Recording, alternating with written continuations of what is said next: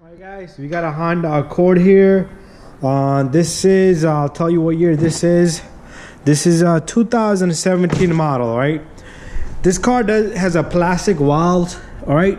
So anytime you check the pressure in your tire, or if you leak a tire and you get it fixed, once the tire pressure has been touched, meaning disturbed, alright?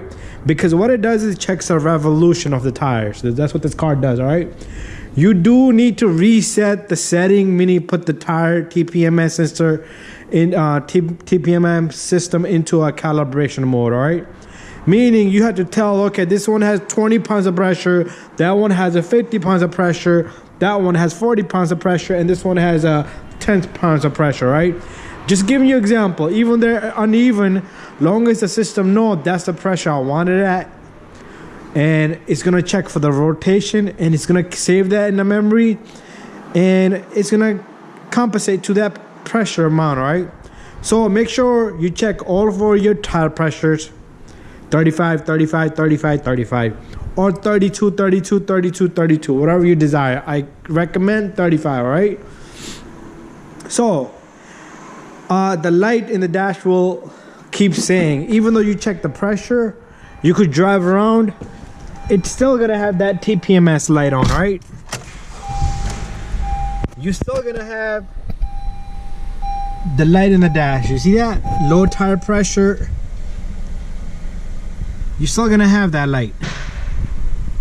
Alright? So to fix that issue, we need to reset this, alright? So turn the engine off, put the car in accessory, wait a few moments, press OK over there. Alright, then press setting here. You're gonna go use this to scroll into vehicle settings. Press TPMS calibration right there, you see that?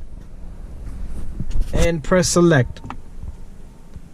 And then you're gonna scroll down to calibrate. Alright, and then you're gonna press select again. And the TPMS calibration has started. And the light should go away. See that? It's gone.